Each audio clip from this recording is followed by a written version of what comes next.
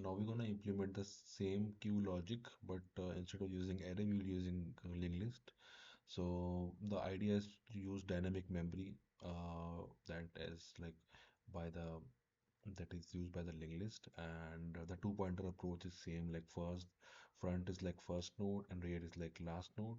And also in using the linked list, it will solve the problem of like overflowing issue.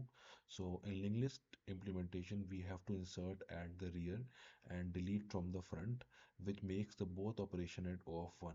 So what we will do, we will define the struct node, and we will just initialize the node front and rear as null for now.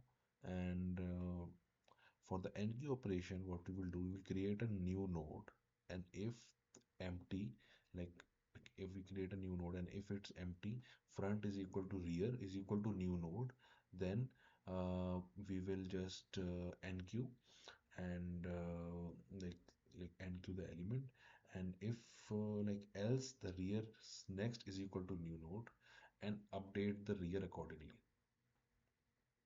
for the enqueue operation. And for the dequeue, what we will do, we will just check if it is empty and store the front variable in the temp variable and move front to the next, and delete the node. This will happen in the dequeue.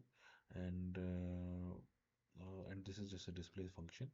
So what we will do, let's also dry run the code. So currently we will enqueue the 10, and like front is equal to 10 and 10 is equal to null, that is our linked list.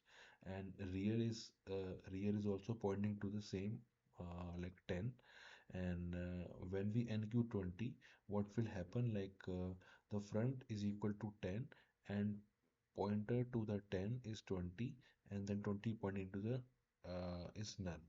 But the 10 is pointing to the 20, and 20 and the rear is also pointing to the 20. So now what happens, like it will we will also similarly for the 30, so it will like 10 20 30 is a linked list, and then it pointing to the null.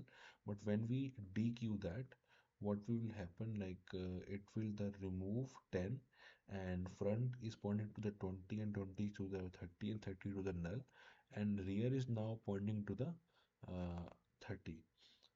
So this will happen, and then it will display like 20 and 30. Let's also try run this solution.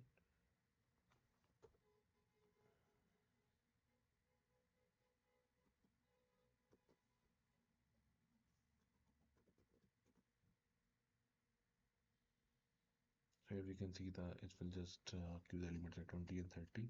It will take the NQ and DQ operation will take O of 1, and space-time complexity will take O of n. Also it solves the like overflow problem that we are doing, like facing with the arrays.